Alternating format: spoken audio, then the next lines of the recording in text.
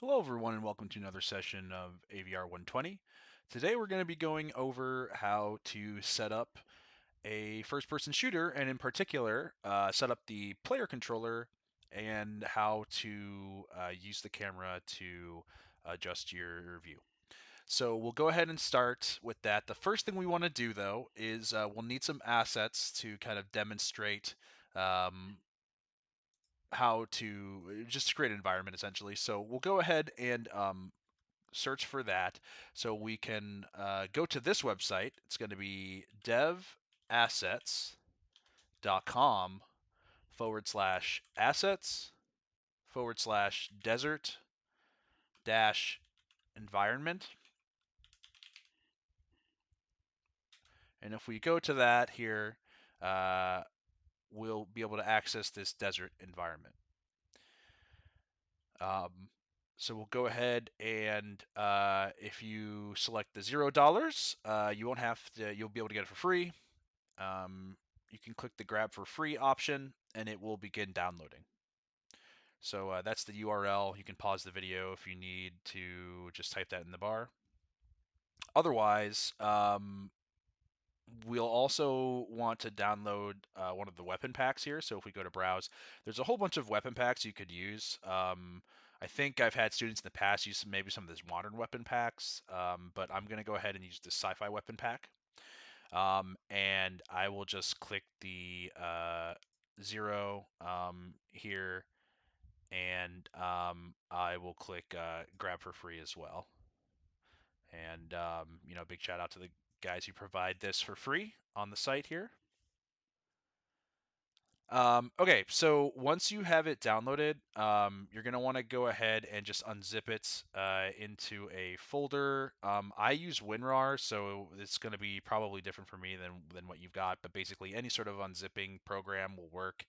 And I go ahead and what I do is I have a folder in my documents called Unity Games, and then I just have a downloaded assets folder in that folder where I basically just have all of the assets that I've downloaded. So just go ahead and unzip it to that location there. So I'll go ahead and demonstrate this here.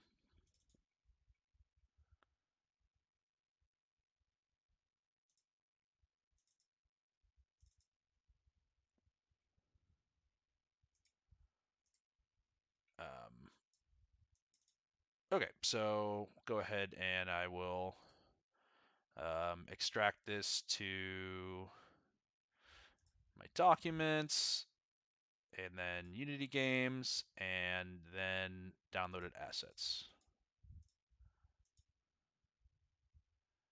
I'll click OK.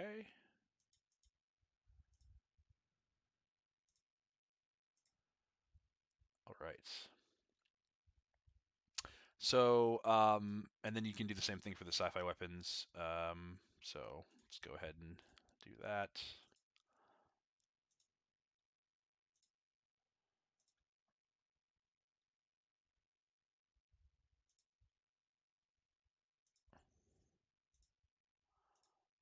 Okay.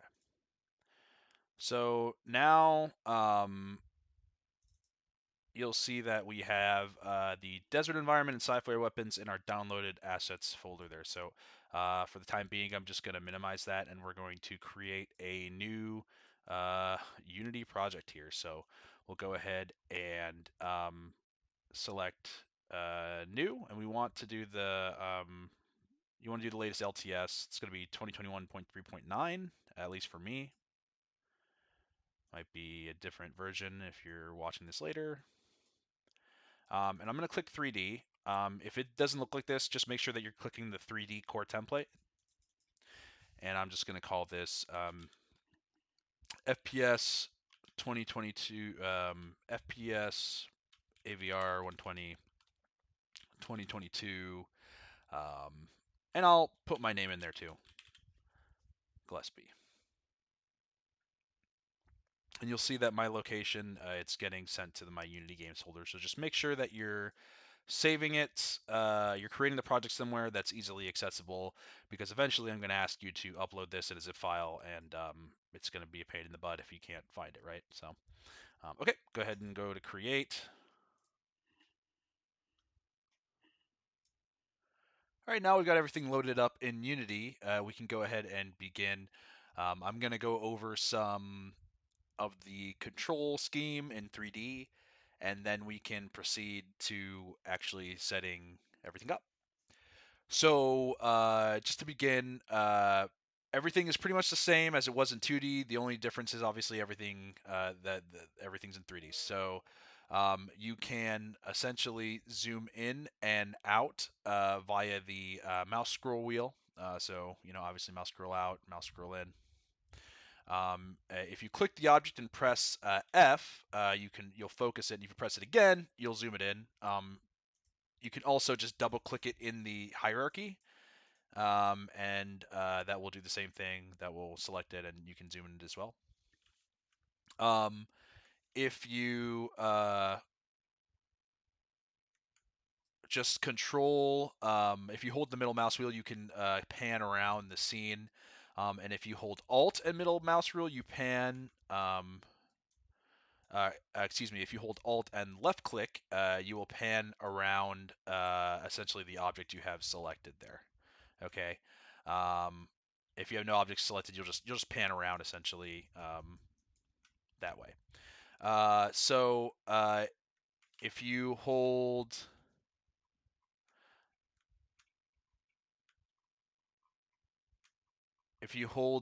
Alt and mouse wheel out, depending on where you have your cursor, it will zoom in and out of where you've placed that cursor, versus if you have the object selected and you don't hold Alt, you just press in and out, it's going to zoom in and out based on where you've selected that object as your center point. So you can see here, even though I have the object selected, I'm holding Alt now and I'm zooming in and out. It's kind of zooming me in and out to where I kind of pointed my mouse.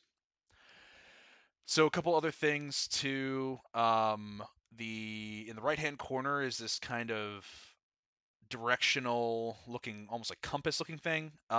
Essentially, this is just assigning perspectives, orienting you to each what's indicated in each perspective. So if I hit the Y, for example, that's going to take us to the top view. And so we're looking down, like bird's eye view at the scene. If we go X, that's going to put our perspective in the horizontal view. So kind of the side scroll view there. And then if I press this blue Z, that is shifting our perspective to the forward vector. The Z, what's in front of the object, so the Z perspective that's coming out towards the camera. And this is what we didn't really have in 2D, right? In 2D, we had the X-axis and the Y-axis, but we didn't have the blue Z-axis there. Okay, so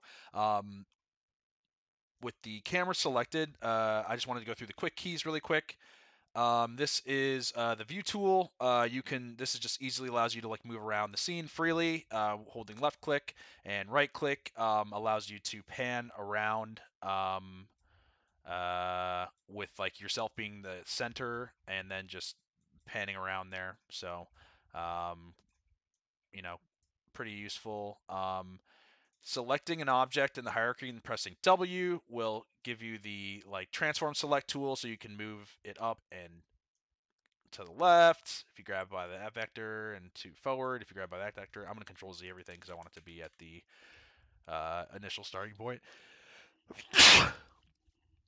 um, so from there, if we press E, that rotates the object, so we can rotate it along all the axes here. You can see the camera. When I select the camera, it shows it as a preview in the bottom right-hand corner. Again, I'm just going to control Z all of that. And then we have the scale tool, so that's R. That scales objects larger and smaller. So if you're pulling it on the Y, it's going to scale it up on the Y. So if I create if I create a cube, for example, right? And I select the cube. I'll hold, oops, Control Z that, and I will press W and I'll move it. If I press R, I can scale it up on the Y to make it more of a kind of rectangle, or the X to scale it out that way. Or I can do it from the middle and just scale everything proportionally so it gets bigger that way. And then the rect transform tool essentially allows me to adjust with a little more freedom from each of these four like rectangular corners.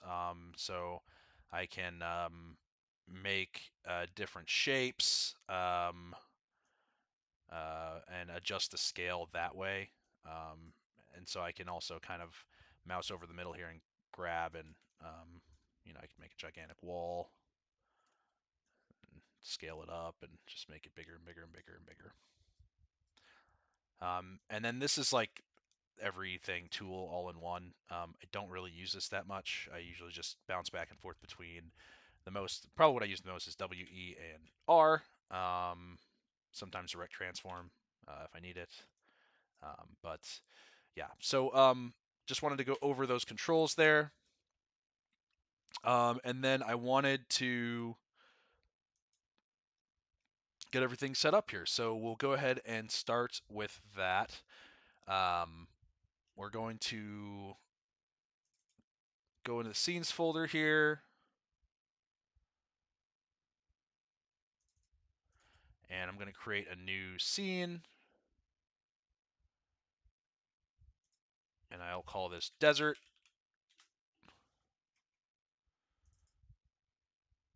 Save it.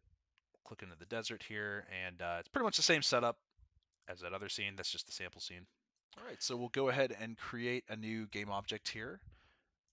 It's, we'll create an empty game object. So right click in your hierarchy, create empty, and we will create an empty game object called FPS player. And make sure we're just going to set the transform to 0, 0, 0. And we're going to add a component, and that is the character controller. So this is Unity's built-in character controller component. There are two options when it comes to first-person character controllers. You can actually purely code one using the Unity physics engine, the rigid body physics engine, and you can make it completely rigid body based. But Unity's created a pretty nice character controller, which we're going to use in this project here that does a lot of things for us. In particular, you'll see that it has a lot of this like things like slope limit, for example. That's really nice for basically checking the slope of an object, which is historically pretty hard to do. Um, uh, so checking the slope, this automatically does it for us. And so basically, if the slope is like greater than a 45-degree angle, like we won't be able to traverse it. The step offset essentially is what will be used to determine if we can step over something or not. So if an object is basically, 0.3 off the ground on the Y, we can't go over it. So we want to change this to 0.7. And then we want to go ahead and this radius here is the actual radius of the player controller. So if I click on the player controller here and I double click just to make sure that I can see it and zoom in on it, you'll see that it has what looks like a collider, but that is actually how the player controller looks. It's essentially like got a collider built into it. And we're going to want to set this radius to 0.6. And we'll want to make it a little bit higher, so we'll set the height to 3.8 here. Okay. And then I'm going to go ahead and add a cylinder to this as well. Reason being, we want to be able to visualize the player. even though you won't be able to like visualize it in the game, right? So go ahead and add a cylinder. Uh, Go ahead and remove this capsule collider, so there's not two colliders on the object there.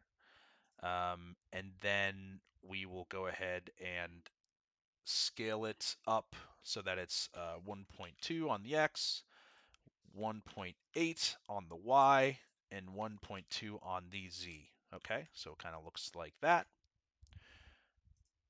We'll see that the FPS players basically kind of inside of it.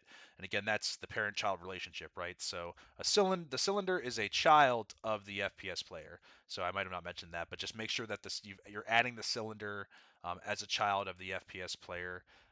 If it is not a child, like if you accidentally added it and it wasn't a child, you can just grab the cylinder out of the hierarchy, and just drag it onto the FPS player, and it will parent it to the FPS player and make it a child of that object. So empty game object cylinder, make sure that you have the character controller on the empty game object there. And just so you know, Unity has an abundant set of resources and documentation. So we'll go ahead and take a look here at the character controller documentation, which can be found on the Unity docs.unity3d.com website. And we'll just read the description together. A character controller allows you to easily do movement constrained by collisions without having to deal with a rigid body. So that's the actual Unity physics, right? A character controller is not affected by forces and will only move when you call the move function. Okay, it will then carry out the movement but be constrained by collisions. So it has collision detection built in already. And in order to move it, we need to call the move function off of the character controller. So if we were to have a rigid body set up, all right, so that would be more in line with Unity's physics. We would have to basically create an object with a rigid body and then add a force and then set up the inputs using to coincide with that the user input to coincide with that force. This is going to be easier to set up here for us. I will try to post a link to a difference between the character controller versus rigid body, and you can go ahead and take a look at that at your leisure. I think that's a useful article that I found that explains kind of some of the key differences there. Okay, so we'll go ahead and we've got that set up at the moment here. I had forgotten, we need to add the assets to the scene now. So we'll go ahead and do that now. So if you've once you've unzipped the assets, all right, you'll see a folder like this, all right? So it says desert environment for me. So I'll click into that, and you'll see models, but then you'll also see this Unity package file. So if we open this, if we double click on this, all right, and we select what we want it to use, we'll use this. We'll say keep using. I have the Unity editor, but you can select Unity 2021.3.9 F1, and actually I'll just go ahead and do that. And you'll see that it actually automatically imports it into Unity for us, like so. So pretty nice. We're just going to import all of this here. So I will click import. And you're probably going to get some like weird settings, warnings, or whatever. You see, you'll get something like this. That's okay. You can say yes and yes to all files found in this download. You might get some yellow errors down here. Don't worry about it. As long as, like I said, as long as you're not red, it's not going to really prevent the running of the game. And you see that when we've done this, now we have the desert environment folder underneath our assets folder here. Okay. And so we can open this up, and this has a huge amount of really nice things in it.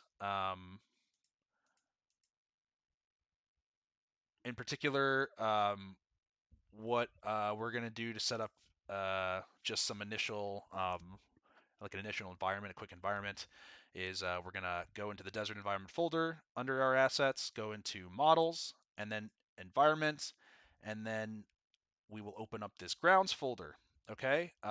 And we will go ahead and see that we have a material here.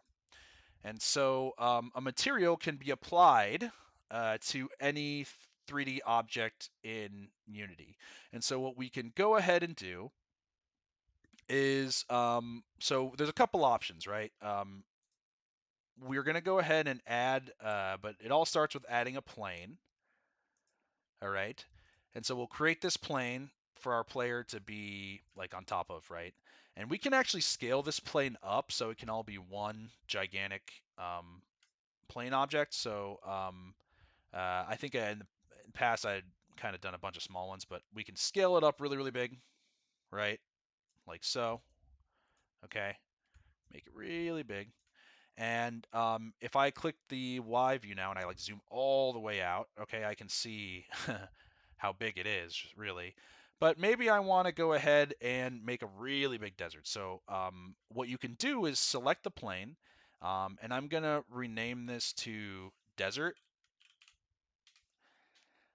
And then I'm going to go ahead and Control D.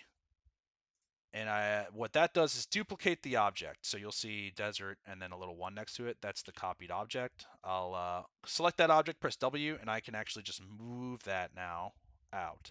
And it's a quick way to just like make some ground. So I'll press Control D again, move it maybe a little bit up on the Z. Control D again. I'll move it over on the X. So they're all kind of connected. You have this one gigantic environment now. And I will right click in the hierarchy and I will create an empty object. And this is just um, for organizational purposes. So I'm going to set it to like 0, 0, 0, 0 positionally. And I will call this environment. Okay. And then I'm going to just select the desert now and shift click all the desert objects so that I have them all selected. And I'm just going to drag them underneath this environment object. Okay. And so now I have all of these as a child of this environment object. And so I can just simply select the environment object and move it all together. Or I can grab one piece and move it, okay, like so. If I want to move individual pieces. But then if I go ahead and click this, it's all going to be together, see? It's all going to move together. So I'm just going to Control Z that so that they're all making one big square.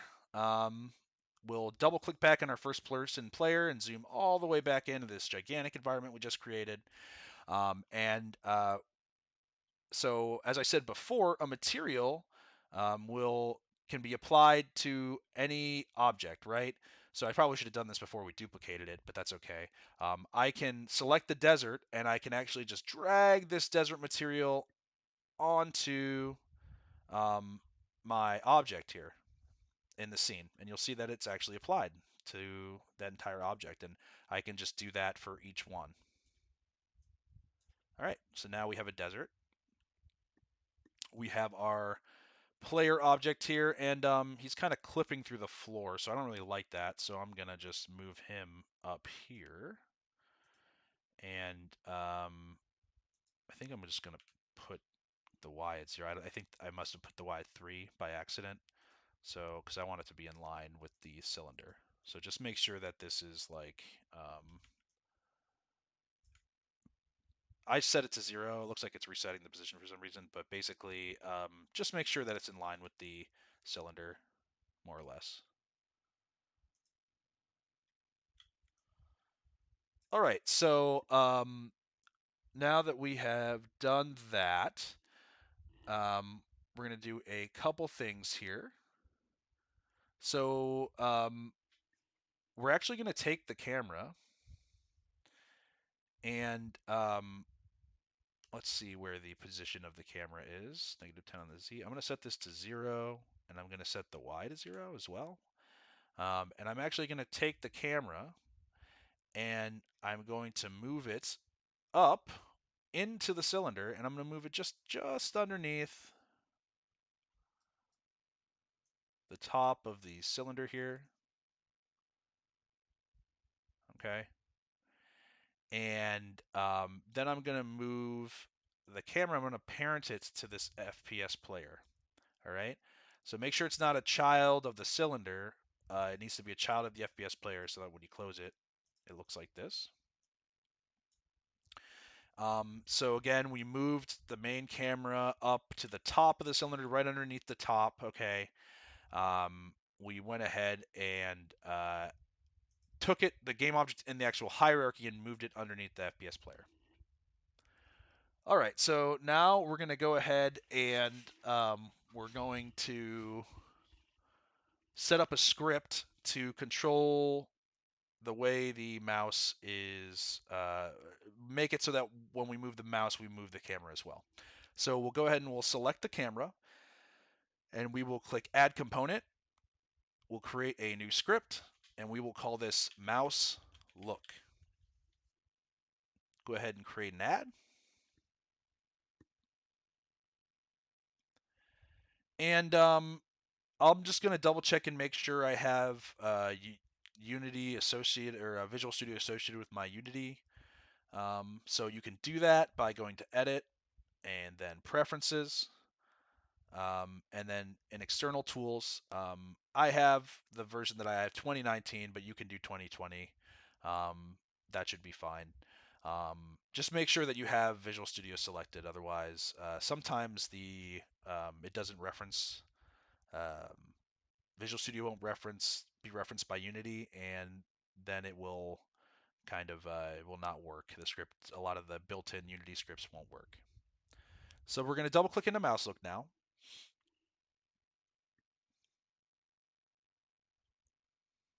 Okay, so we can go ahead and set up our mouse look here. We're going to start with a public float and mouse sensitivity.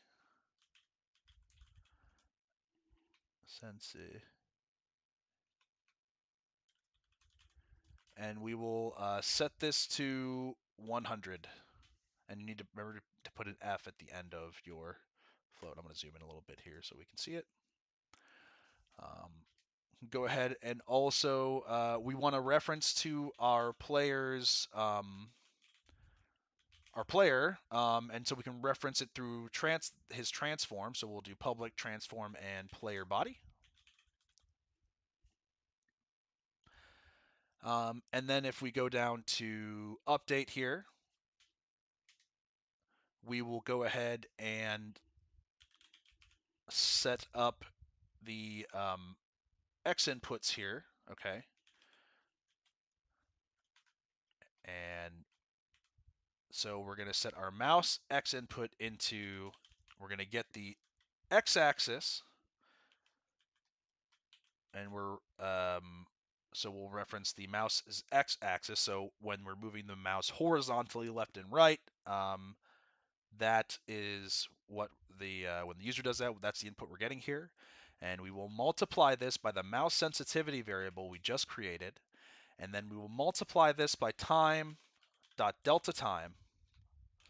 And that, again, time.delta time, if we mouse over it, the interval in seconds from the last frame to the current one. So it is the time with which update is called, again, so update is called every frame, right? So every frame the game runs, update will be called. So this is basically the amount of time before the last update function was called.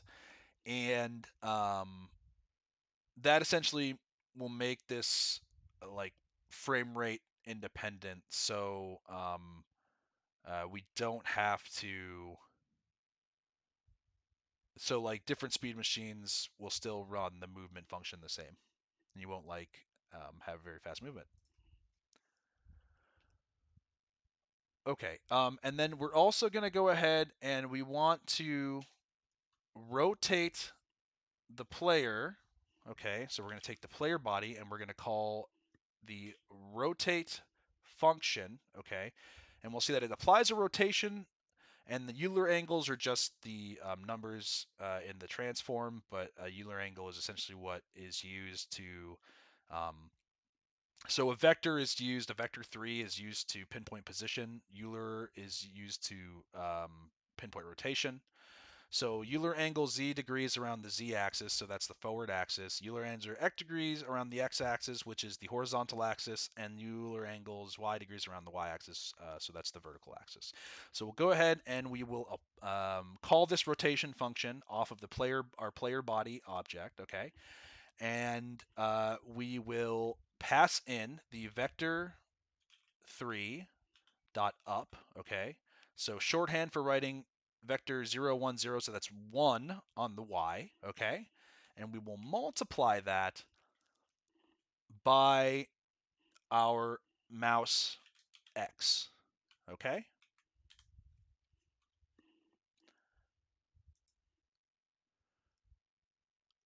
And so we'll go ahead and save this now, and then let's go back into Unity.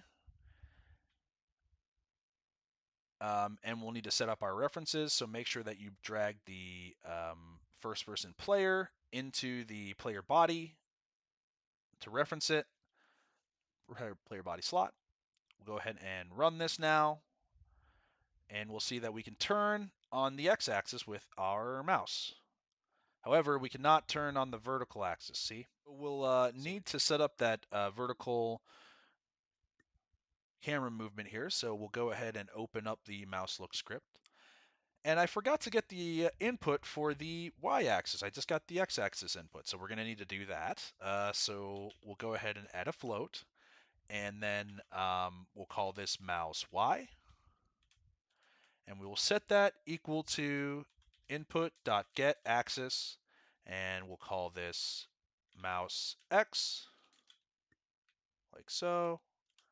We'll multiply this by the mouse sensitivity as well, and you guessed it, the classic time.delta time. Okay, so once we have done that, okay, we'll go ahead and we need to, oh, I already created this, but we need to create an X rotation variable. So just underneath mouse sensitivity, we'll create a public float, and we'll call this X rotation.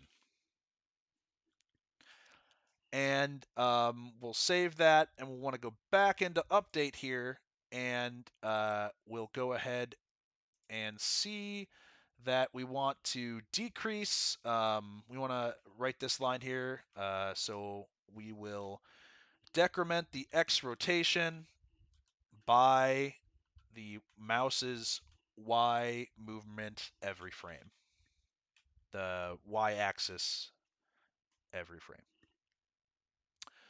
Okay, and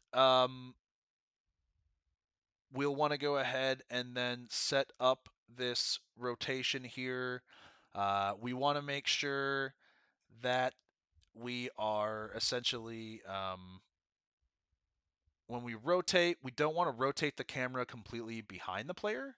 So we want to basically clamp it between 90 degrees because the wouldn't make sense for the player to be able to completely turn their head around and look backwards and then walk forwards, right? So we'll go ahead and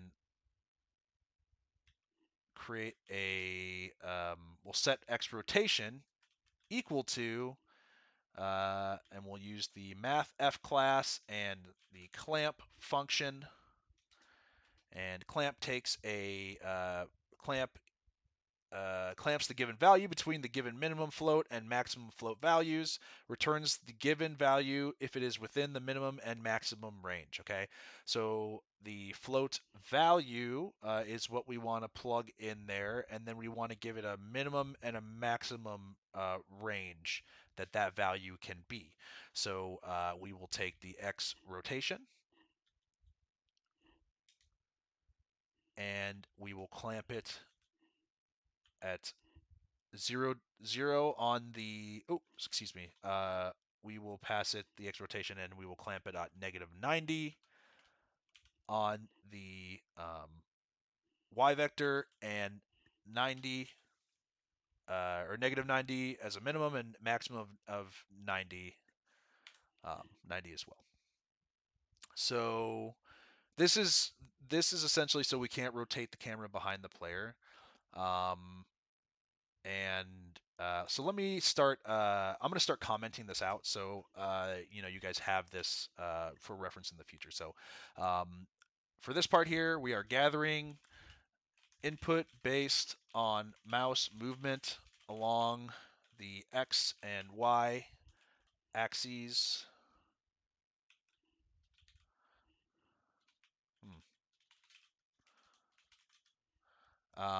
Then multiplying by mouse sensitivity,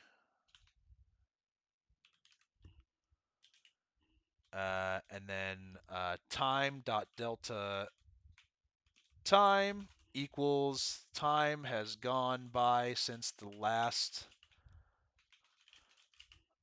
update function was called, and then we're multiplying using this. So if we use multiplying using time dot delta time allows us to rotate camera independent of current frame rate.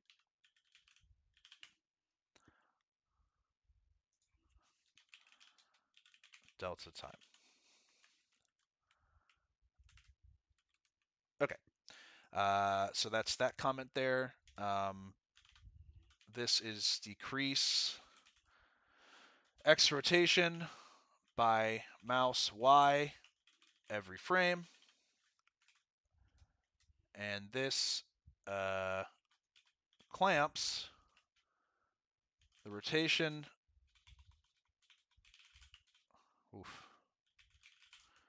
of the camera, so you can't rotate the camera behind the player. So, obviously, if we're walking, we don't want you to be able to completely turn your head around and then be able to walk forward, because that just doesn't make sense. Okay, so we'll go ahead and now we'll actually apply the rotation to the player's transform, and then we can apply that rotation to his up vector by the mouse's kind of X axes to be able to look up. So translate that into code. We will transform. We'll call transform. So this is the transform of the object and its local rotation. And we will set that equal to quaternion. Okay, so quaternions are used to represent rotations. Okay, so we will call the quaternion class. That is a Unity built-in class. And Euler, so that's again those angles I was talking about. It's essentially the same thing as vector 3, but for rotations. So we'll call quaternion.Euler, and we will set the x rotation as the x Euler angle, and then 0 for the y Euler angle, and 0 for the z Euler angle. Okay, and then we'll go ahead and on our player body object, okay, we'll call the rotate function, okay, and we will give it a vector 3 dot up, okay, so shorthand for writing 0, 1, 0, so it's just 1 on the y and 0 on the x and 0 on the z.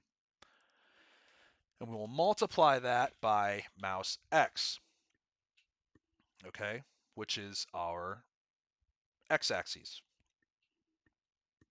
multiplied, well, our x-axis multiplied by the mouse sensitivity and time.delta time. But so let me comment this out now. We are applying rotation by setting game objects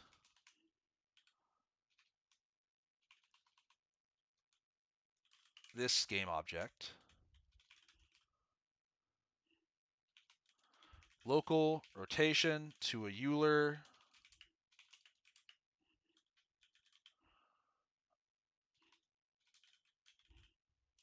angle of the x rotation variable on x, 0f on the y, and 0f on the z. Quaternion are responsible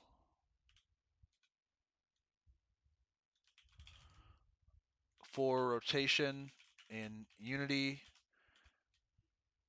Euler is a type of angle. Okay? And then what this line is saying is that we are rotating around y axis by mouse x. All right, so we will go ahead and save this. And let's go back to the editor now. And we'll see that we now have an x rotation, public x rotation variable here. We'll go ahead and save.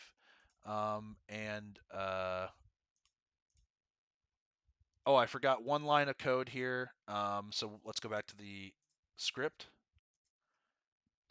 All right, so a couple things. I just need to fix this. I made a mistake here. This float mouse Y here. This actually needs to be mouse Y, not mouse X, because otherwise we're just repeating the same input.getAxis, which is not what we want to do. We want to have this be mouse Y. So make sure that you change that in line 26. So this section needs to be mouse Y in the parentheses. And then we'll go ahead and add a cursor.lockState function. So this will lock our cursor in the middle of the screen here. So it sets, we want to set the cursor lock state to cursor lock mode, how the cursor should behave. You'll see. Dot locked. All right, lock this cursor to the center of the game window. So that means that we can't like move the mouse around the game window when we're playing it. So I'll just comment hide and lock cursor to the center of the screen. Go ahead and save this, minimize it now. And go ahead and we can set the game. If you actually click in the game tab and then instead of play focused, you actually go to play maximized. It will fill up the whole screen. So go ahead and do that now. And we can see here that when I move the mouse up on the Y, it moves the camera up, and then on the left, it moves the camera to the left. So we've set up some simple looking and movement, some just simple camera look with these scripts. And that'll be it for this session. In the next session, we will set up movement and jumping as well. So if you need, if you need to get access to your cursor again, if you just press escape, the cursor will appear so you can like move it as normal. And then if you just click into the game, the cursor will disappear. Okay. So I'm just going to press escape, press play, and have a good rest of your day, guys. See you in the next session.